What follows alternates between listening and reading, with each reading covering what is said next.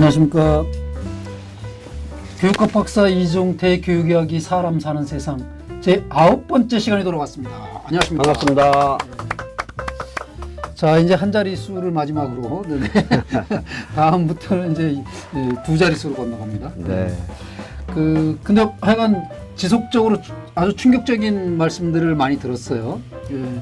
그래서 제가 지난번에 이제 시간이 좀 많이 됐다고 그래서 제가 꼭 하나를 말씀드리고 싶었던 건데 있었는데 예. 그거 이제 못한 거를 한번 거기서부터 얘기를 출발했으면 좋겠어요. 그러니까 학교를 이제 안 보낸다고 하는 이야기들 중에 저는 이제 잘 몰랐어요. 네. 너무 늦게 알아서 큰딸 고등학교 들어갈 때 이제 대안학교를 네. 그때서야 좀 생각을 했죠. 예. 그 뒤로는 대안학교 또 잊고 있었어요. 그러다가 박근혜 정부 때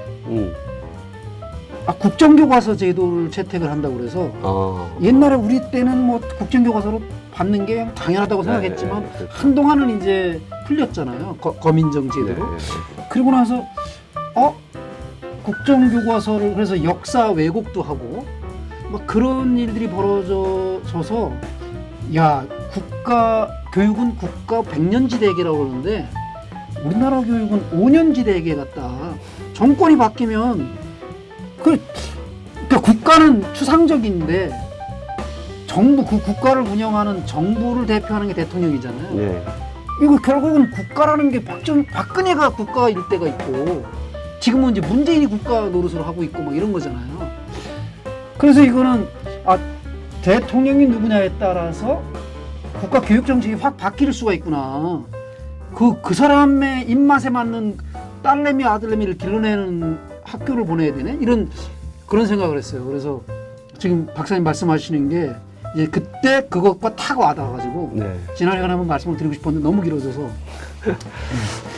정말 교육에 대해서는 네. 참 입 가진 사람은 다 한마디씩 해서 그렇죠. 예. 교육하기가 참 어렵다는 얘기도 하는데 네.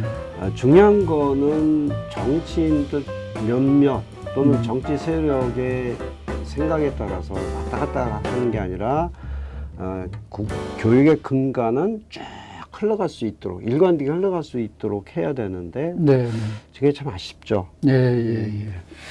그래서 이제 오늘 지난번에 이제 예고했던 대로 그 두 가지의 대안. 예, 두 가지 대안이 있는데 네. 이제 하나는 학교를 보내는 대안, 네, 하나는 네. 보내지 않는 대안.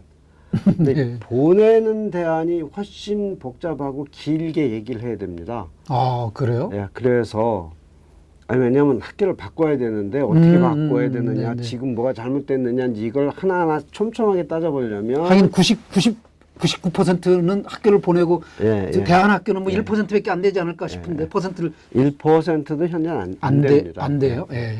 그러니까 그래서 이제 99%를 얘기하는 게 맞겠죠. 예, 네. 그래서 이제 먼저 안 보내는 대안이 얼마나 가능하냐 네. 하는 얘기를 비교적 짧게 네네. 말씀을 드리는 걸로 하는데 네네. 이제 안 보내는 대안은 한마디로 대안학교에 보내는 길 이렇게 얘기할 수 있을 것 같아요. 대안학교 보내는 거나 또는 아예 홈스쿨? 예, 홈스쿨도 있고요. 네네네. 그래서 이제 요 두 가지와 관련해서 앞으로 한 2번, 3번 뭐 이렇게 좀 말씀을 드리려고 하는데 오늘은 개괄적인 얘기를 먼저.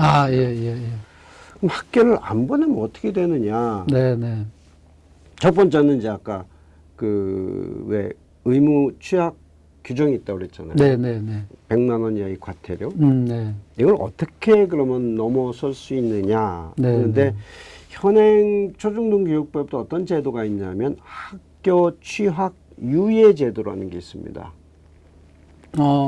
학교 취학 네. 유예. 자, 의무교육 연령이 됐는데도 부모가 여러 가지 사정에 의해서 학교를 보낼 수 없을 때는 그걸 인정하는 제도죠. 근데 완전히 안 보내겠다는 아니고 유예하는 거니까 그렇죠. 언젠가 한 보내는 1년만 참아주세요. 내년에 보낼게요. 그런 이런 정도. 셈이죠.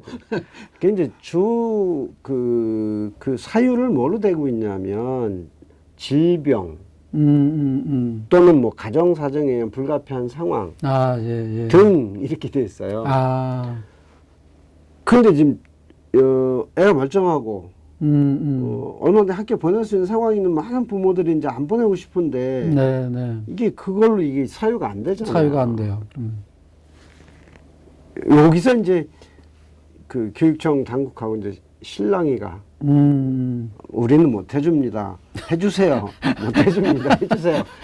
이렇게 됐는데 그러다가 아예 안 보내버려요. 그럼 어떻게 하겠어요? 네. 교육청에서 뭐 강제로 데려올 수도 없고. 아.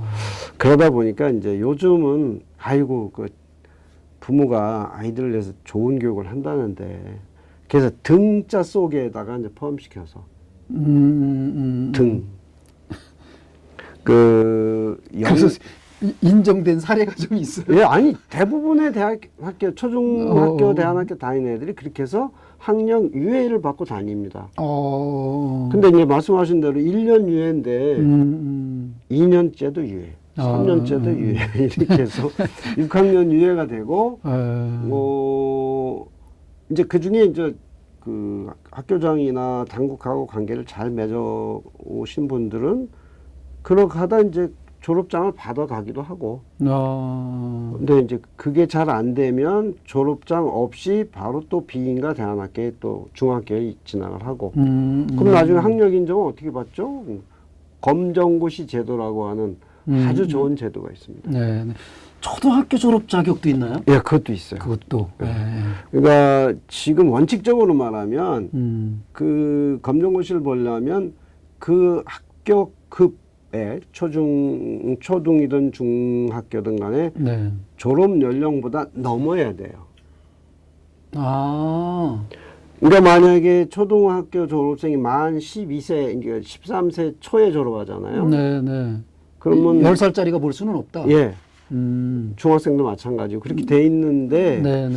가끔 보면 연령이 그러니까 초과 연령이 안 됐는데도 네, 네. 보는 아이들이 있더라고요. 보아서 합격하는 아이. 그 지난번에 얘기했던 그 이재명 지사도 중학교 검정고시를 나중에 그런 제도가 있는 거 알고 공장 다니고 하다가 봐가지고 친구들이 2학년 때 그 합격했다는 거 아니에요? 중학교. 그래서 그게 아마 그때는 중학교 의무교육 제도가 아니니까 그게 이제 합법적이었을 거고. 요즘도 고등학교는 의무교육 제도가 아니니까 고1 때나 고2 때 또는 뭐 중3 때도 고검을 볼 수 있어요. 고검이 아니라 이제 대검이라고 그러는데. 대검, 대입 검정고시. 예. 그런데 이제 하여튼 뭐 그 약간의 그런 이제 법이 적용되는 과정에서 여러 사례가 나타나는 것 같고. 네. 어쨌든 그런 길에서 이제 의무 취약 규정을 이제 넘어서서 합법적으로 이제 대안학교를 다닐 수 있는데 검정고시를 봐야 되는 불편함이 있는 거죠. 근데 예전에 저희들 학교 다닐 때는 검정고시가 무척 어려웠잖아요. 몰라 이제 시험을 안 봐가지고. 아니 이제 본 분들을 아는데 굉장히 열심히 해야 아주 합격률이 낮게 됐었어요. 내가 그때 왜 그런지 모르겠어요. 당국이 정말 학교를 못 다니니까 가슴 아픈 사람들에게 좀 넉넉하게 해서 좀 학력 취득의 길을 열었어야 되는데. 그렇죠. 근데 이제 그 이후로 점점 쉬워가지고 요즘은 정말 쉬워졌어요. 웬만한 학생들 3달 정도면 되게 합격하더라고요. 그러니까 이제 뭐 비인가 대안학교나 아니면 밖에서 한참 놀다가 몇 개월만 공부하면 되니까 저는 뭐 그렇게 쉬워진 건 나름 좋다고 생각합니다. 지식 자체가 뭐 이렇게 중요한 지식은 아닐 테니까요. 여튼 이제 그래서 이제 대안학교로 가는데 자 그러면은 어떤 대안학교에 보내야 되느냐 또 대안학교라는 게 도대체 뭐냐 이 질문을 이제 대답하려면 제가 버벅거립니다. 왜냐하면 워낙 종류가 많아서 그 다음에 헷갈리는 게 그냥 우리가 대안학교 하잖아요. 그럼 대안학교 종류가 하도 많으니까 그 중에 어떤 대안학교를 가르치는지도 모르겠고 또 하나 재밌는 거는 대안학교 관련 법령 중에 그 실제 법령의 조항 이름이 대안학교가 있어요. 이제 2005년에 초중등교육법 제60조의 3이라는 조항이 하나 신설돼 있는데 거기에 보면 이제 굉장히 이상한 문장으로 되어 있습니다. 학교를 다니지 않거나 또는 자신이 원하는 교육을 받고 싶어하는 아이들을 위한 학교 그리고 가르치고 이를 대안학교라 한다 이렇게 이제 했는데 는 뭐 학기제니 무슨 뭐 그 또 뭐야 뭐 입학 하여튼 쭉 이런 걸 적용하지 않을 수 있다. 초중등교육법에 나와 있는 여러 가지 조항을. 그런데 그 학교의 법적 지위는 정규 학교가 아니라 각종 학교 이렇게 되어 있습니다. 그 교육법에 보면 각종 학교는 또 뭐냐? 일반 학교와 유사한 학교를 말한다. 이렇게만 규정이 되어 있어요. 근데 애매한데 말하자면 뭐 운동장이 좀 좁거나 옛날로 말하면은 학생 수가 아주 작거나 아니면 교사가 학생에 맞게 배치되어 있지 않거나 먼저 이런 학교를 교육감이 학교로서 인정은 해주되 뭐 학력 인정이 될 수도 있고 안 될 수도 있고. 저희들 다닐 때 각종 학교는 사회치, 고등국민학교 뭐 이런 걸 들어본 것 같아요. 고등국민학교는 각종 학교가 아니라 아니에요? 또 교육법에 따로 학교 유형이 또 있습니다. 또 따로 있어요, 그건? 거기에 보면 학교가 있고요. 공민학교, 고등국민학교가 있고 기술학교, 고등기술학교가 있습니다. 그러니까 그건 학교의 종류고 그다음에 이제 각종 학교나 정규 학교라는 것은 학교의 법적 지위를 놓고 이제 그렇게 부분 그냥 복잡하죠. 재미없는 얘기인데. 그러니까 뭐 사회치 학교가 그때 학력이 인정이 안 됐던 것 같아요. 고등국민학교 옛날에 많았어요. 왜냐하면 정규 학교가 너무 부족하니까 그렇게 해서 고등국민학교 나오면 이제 학교에 따라서 검정고시 과목을 일부 면제해 줍니다. 그러면 이제 고등국민학교 나온 사람들이 학력 취득이 훨씬 쉬워지는 거죠. 뭐 이제 그런 제도가 있었고 지금은 몇 개 없어요, 전국적으로. 그 이제 그 사례를 이제 말씀하시다가. 그렇게 해서 이제 그 대안학교가 굉장히 여러 가지인데, 그래서 이제 대안학교라고 하면은 다시 물어야 돼요. 그게 저 법에 나오는 대안학교를 말씀하시나요? 아니면 일반 명사로서의 대안학교를 말씀하시나요? 이렇게 물어봐야 돼요. 그럼 그건 또 무슨 얘기예요? 우리가 대안학교 하면 예컨대 세상 복잡하게 사시네 이러면서. 그 뭐 아까 한빛고등학교 얘기했잖아요. 그렇게 이제 학력 인정되는 정규 학교 이것도 대안학교라고 그래요. 그런가 하면은 뭐 저기 뭐 간대학교 아니면 뭐 아까 얘기한 뭐 산 어린이 학교 뭐 이런 비인가 학교도 그것도 대안학교라고 하잖아요. 그런가 하면은 이제 이 지금 요즘 한참 이렇게 공립에서도 많이 세우고 하는 이제 각종 학교 대안학교 아까 말씀드린 그 법령에 의거해 세우는 학교 그것도 대안학교예요. 그런가 하면 요새 또 뭐 교육청에서 운영하는 위탁 대안학교라는 것도 있어요. 혁신학교 뭐 이런 거 말고? 학교에 적응하기 어려운 아이들을 이제 따로 이렇게 몇 달 혹은 1, 2년 보내서 학교에 적어두되 거기서 따로 교육을 받고 학교 생활을 하도록 하는 학교가 있습니다. 이건 위탁대안학교라고. 그 중에 어떤 거요? 이제 물어봐야 돼요, 이제. 그래야 그 다음 대답을 할 수 있는 거거든요. 위탁대안학교는 괜찮은 것 같아요. 정부에서 인정하는 정도니까. 그런 학교가 있는군요. 그래서 크게 이제 대안학교는 두 분류로 나눕니다. 정부가 인정하는 대안학교, 정부가 인정하지 않는 대안학교. 이게 흔히 말하는 비인가 대안학교예요. 근데 비인가 대안학교를 또 미인가 대안학교라고 부르기도 합니다. 비인가라고 얘기하는 거는 대안학교를 운영하는 사람들 입장에서 우리는 인가를 안 받았어. 안 받겠어. 근데 정부에서 미인가라고 하는 이유는 얘 아직 안 받았으니까 다음에 받아야 돼 이런 의미가 있습니다. 그렇지. 아직이지 미자가. 어쨌든 뭐 그렇게 해서 이제 인가를 받지 않은 대안학교가 인가받는 대안학교가 있는데 인가받는 대안학교는 다시 이제 세 종류를 나눈 거예요. 첫 번째가 이제 아까 한빛고등학교 같은 특성화 고등학교. 특성화 대안학교. 또 중학교에도 특성화 중학교가 있습니다. 어. 근데 여긴 대안이란 말이 어디도 안 들어가요. 아, 예. 왜 안 들어가냐면 특성화라는 말이 처음에 그런 의미를 갖고 이제 시작된 거예요. 네, 네. 예, 98년도에 교육법이 새로 체계가 개편되면서 초중등 교육법 시행령에 이제 마련하는데 네. 중학교는 76조, 고등학교는 91조에 이제 조항을 만들어 놓습니다. 근데 이제 법조문까지 다 외우고 계셔. 평생 한 거니까. 근데 거기에 내용 규정이 좀 다른데 네. 중학교는 그야말로 특성화된 교육과정을 운영하는 학교다 이런 뜻으로만 간단하게 해놨고 네. 고등학교의 경우에는 이제 그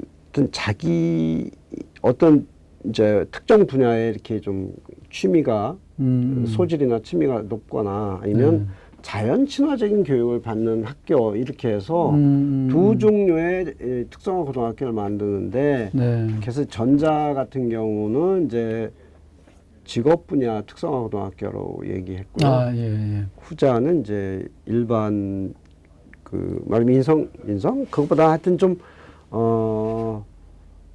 교과 중심도 아니고 좀 이렇게 여러 다양한 교육과정 운영할 수 있는 대안학교. 네, 이렇게 네. 이제 그게 한빛고등학교 네, 됐던 네, 겁니다. 그런데 또 여기 하나 더 끼인 게 학교 부적응화. 아, 예, 예. 그래서 이제 98년도에 그 초중등 교육법 시행령이 공포되면서 이제 동시에 대안 교육을 하는 특성화 고등학교들이 생기는데 그때 네. 이제 처음 6개가 98년에 개교합니다. 그 중에 하나가 이제 그 따님을 보내셨던 네. 한빛고등학교. 네, 네. 그때 같이 됐던 학교 중에 유명한 학교가 이제 성지고등학교라고 있어요. 영광 성지 원불교에서 운영하는 네, 네. 뭐 거기는 이제 정말 어디 그 학교에 갈 수 없는 어려운 아이들만 모아서 이제 대안교육을 했던 이제 그런 데죠. 과정은 고등학교 과정. 예. 예, 예. 그래서 이제 그 98년도에 6개의 특성화고등학교, 대안교육 특성화고등학교 만들어지고 그 이듬해 4개, 그 이듬해 하나 이런 식으로 해서 이제 만들어진 제도가 있고요. 네. 특성화중학교는 2001년도에 그 똑같은 원부기초단에서 이제 그 지평선 중학교와 송악중학교를 좀 따로 만들었습니다. 그렇게 해서 네. 이제 그 대안교육 특성화 중학교가 이제 등장을 했고요. 아, 예. 뭐 지금 다 합해봐야 뭐 한 40여 개밖에 안 돼. 예, 예. 예, 그렇게 얼마 안 되고요. 아, 그런데 아까도 말씀드렸듯이 이제 대안학교가 만들어졌는데 네. 초등학교 학부모들이 우리도 그러는데 이제 못 만들었잖아요. 그래서 네, 이 네. 사람들이 비인가 학교를 만들었잖아요. 네. 비인가 학교를 만드니까 이제 정부가 고민이 생긴 거예요. 어. 법적으로 말하면 이 사람들을 데려다가 처벌을 시켜야 되잖아요. 그 지난번에 말씀드렸듯이 네, 네. 뭐 3년 이하의 징역, 예. 100만 원. 3천만 원 이하의 벌금, 부모는 100만 원 이하의 과태료. 네, 예. 근데 좋은 뜻으로 자녀들 교육하는데 이분들을 처벌할 수는 없으니까 고민을 하다가 그럼 이분들이 좀 쉽게 네. 법 테두리 안에 들을 수 있게 새로 법을 만들자.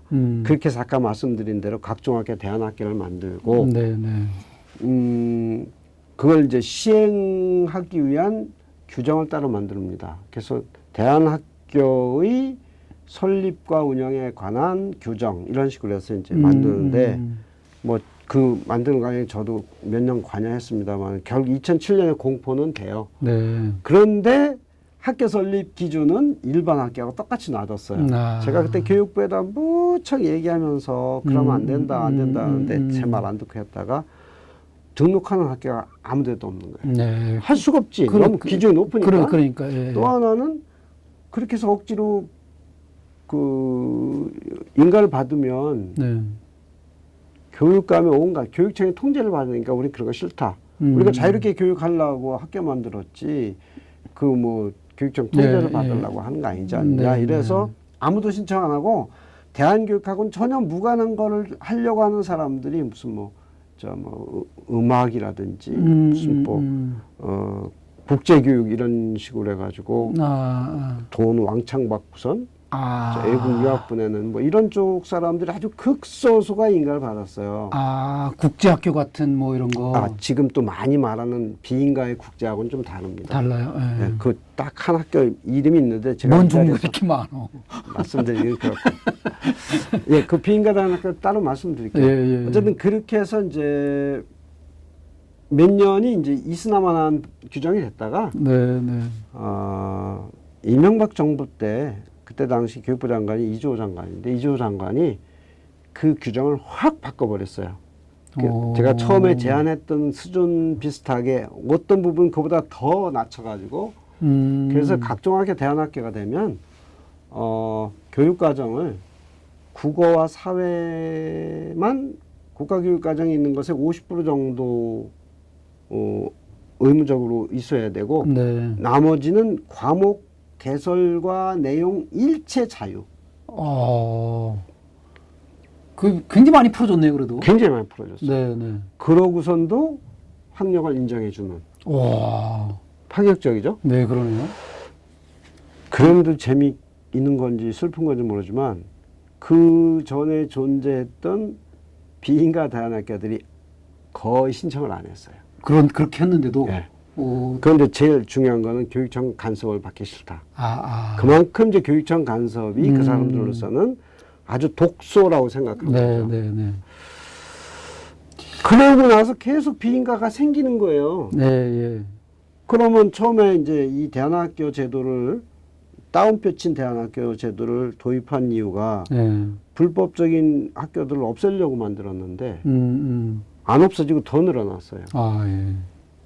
그래서 어떻게 해야 될까 하다가 이제 작년 말에 이 불법 상태를 진짜 획기적으로 줄여보자 해가지고 법이 또 하나 새로 만들어졌습니다. 뭐냐면 대한교육기관에 관한 법률. 법률 이름이 따로? 예. 그럼 대한교육기관이란 뭐냐?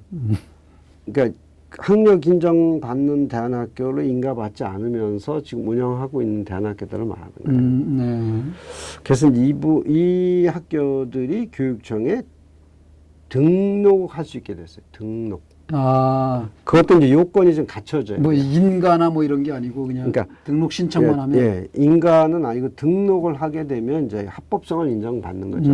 대신 학력은 인정 안 되고 또 검정고시를 봐야 되는 이런 불편함이 있는데 그렇게 해서 이제 그 합법성 안에 이제 세 가지 유형의 학교가 생기고 아까 사이드로 하나 더 얘기하자면 아까 의탁대안교육기관이라는 게 생겼잖아요. 이것도 독립적인 학교는 아니지만 어쨌든 학생이 머물러 있고 거기서 교육 활동이 이루어지는데 그것도 이제 교육청이 직접 운영하는 것도 있고 또 민간이 이렇게 운영하는 것도 있고 이제 그런 식으로 이제 됐습니다. 어쨌든 더 조금 복잡한 게 있는데 이제 머리 아플 것 같아 요 정도만 얘기했고. 경기도에서만 하는 건지 몰라도 꿈의 학교라는 것도 있죠. 그건 좀 더 이따 말씀드리고요. 그건 또 달라요? 그건 이제 비인가 쪽과 관련해서 얘기를 해. 그것도 아니다. 잠깐 말씀드리면 꿈의 학교, 꿈의 대학은 뭐냐면 이재영 교육감님이 이제 자기 어떤 뭐랄까 공약 사업으로 이렇게 이제 추진한 건데. 아이들이 다양한 배움이 필요한데 학교 안에서 이게 충족될 수 없으니까 교육청이 예산을 어느 정도 지원할 테니까 민간인 중에서 이 아이들에게 그런 교육의 기회와 장을 좀 만들어 달라. 정규 학교 다니는 학생들에게. 그렇죠. 프로그램이죠. 프로그램이네. 그냥 뭐 학교가 아니라. 방과 후 프로그램입니다. 방과 후 프로그램. 그러면 뭐 이해가 됩니다. 자, 그럼 비인가 대안학교는 뭐냐? 뭐 그야말로 아이들 데려다가 이제 정말 소신껏 교육을 시키는데 인가를 받지 않은 학교. 이게 이제 비인가 대안학교잖아요. 여기도 이제 통칭 비인가 대안학교라고 하지만 굉장히 복잡한 요소들이 이제 있습니다. 지금 단체로 보면 크게 두 단체로 나눠져 있어요. 이 비인가 대안학교, 대안교육을 하는 분들끼리 하나 단체를 만드는 게 하나의 대한교육연대라고 있습니다. 이분들은 처음부터 이제 대한교육이라고 하는 기치, 네. 그러니까 이제 기존 공교육이 갖고 있는 한계를 문제 삼고 정말 아이들 아동 중심이고 자연 친화적인 그런 교육을 하겠다라고 한 학교들이죠. 네. 여기에 소속된 기관이 한 5, 60개 되고 거기 소속은 안 됐지만 유사한 뭐 취지를 가지고 이제 대안교육을 하는 기관들이 정확한 통계는 없지만 제가 볼 때는 한 100개 미만 그 정도 되고 네. 그 다음에 이제 이것보다 약간 후발주자이기지만 엄청나게 확대된 대안학교 그룹이 있는데 그게 기독교 대안학교예요. 기독교 대안학교의 출발은 기독교 정신에 부합하는 교육을 하자. 뭐 여러 가지 기독교 정신은 여러 가지 있지만 그 중에 하나가 이제 이 창조론입니다. 왜 학교에서는 네. 진화론을 가르치는데. 가르치잖아요. 네, 근데 네. 기독교는 세계가 신에서 창조됐다고 보니까 네, 네.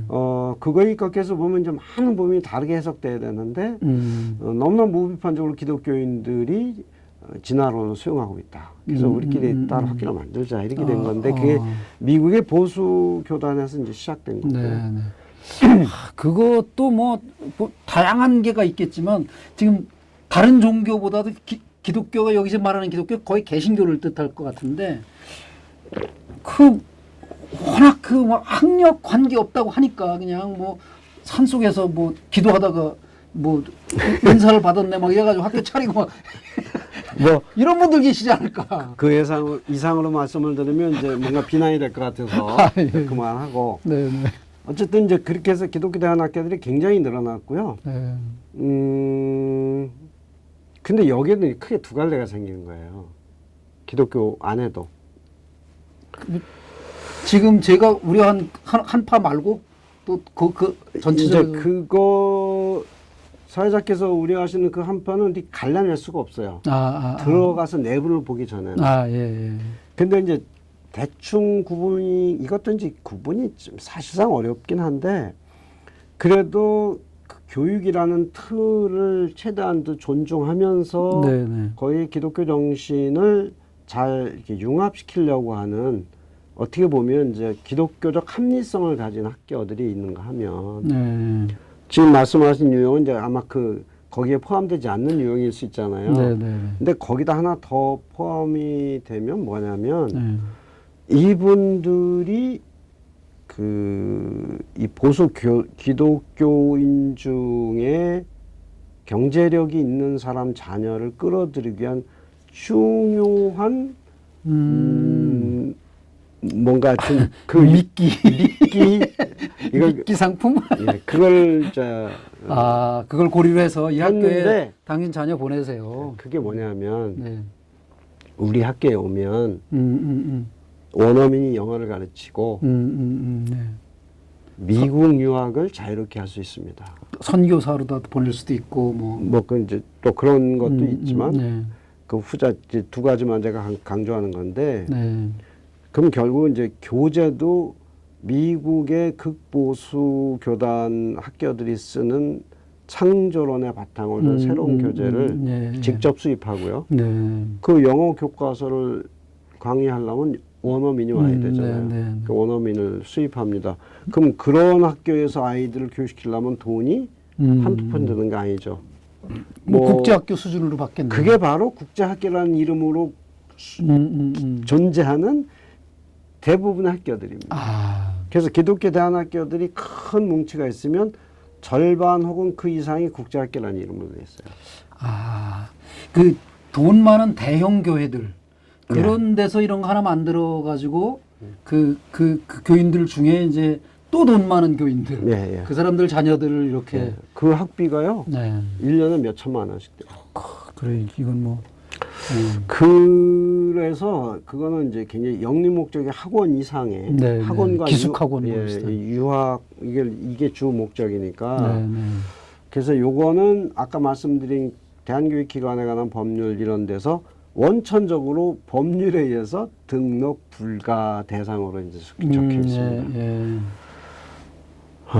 아이고, 여하간 뭐이 대안교육에 관한 이야기를 개괄적으로만 말씀하신다고 그랬거든요. 이미 복잡해요. 예. 그래서 이제 저는 뭐 이제 시간이 많이 갔죠.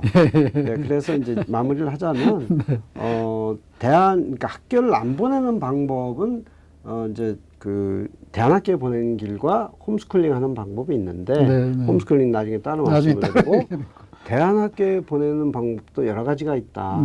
어떤 대안학교를 선택할 거냐 하는 여러 또 이제 문제가 있는데 그러나 기본적으로 인가 대안학교가 있고 비인가 대안학교가 있다.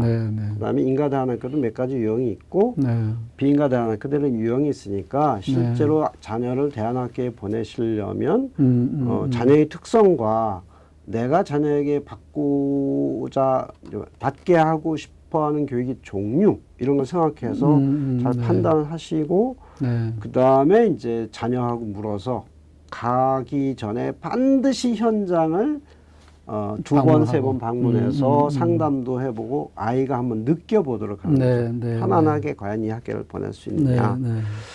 법적으로 따른 문제는 아까 유예제도 말씀을 드렸고요. 근데 대개 비인가로 보낼 경우에는 학비가 많이 듭니다. 왜냐하면 학교 운영하는 모든 비용은 부모들이 대야 되니까. 학비로 다 이제 다 충당해야 되니까. 그래서 이게 정말 좋은 교육이고 아이들에게 좋은 경험을 제공하는 곳이라고 하면 국가가 지원해야 되지 않느냐는 요걸 계속 하고 있는데 인가받지 않은 학교에는 한 푼도 쓸 수 없는 게 현재 우리나라 법 제도라서 여러 가지 좀 어려움이 있죠. 조금 나머지 이제 뭐 구체적인 유형에 따른 여러 가지 얘기는 차츰 말씀드리도록 하겠습니다. 개괄이었지만 하여간 거의 뭐 박사 논문 수준으로 세부적으로까지 들어가긴 했는데요. 그래도 대안학교에 관련된 그 세부적인 이야기들은 한 꼭지 한 꼭지 따로 나갈 정도로 많잖아요. 그래서 이제 또 아까 초반에 말씀하신 것처럼 두 가지 대안 중에 학교에 보내는 것도 대안이라고 그랬으니까 이것도 99%가 보내는 거니까 이 얘기는 또 훨씬 더 많이 해야 될 거란 말이죠. 그건 좀 더 여러 가지 머리를 쓰고 그다음에 이제 부모님 이제 실천을 해서 학교를 바꿔내야 되는 일들이 있는 거죠. 그런 말씀을 또 듣는 것으로 다음 기회를 하는 걸로 하겠습니다. 지금까지 시청해 주신 여러분들께 감사드리고요. 교육학 박사 이종태 교육이야기 사람 사는 세상 여기서 마치도록 하겠습니다. 시청해 주셔서 고맙습니다. 고맙습니다.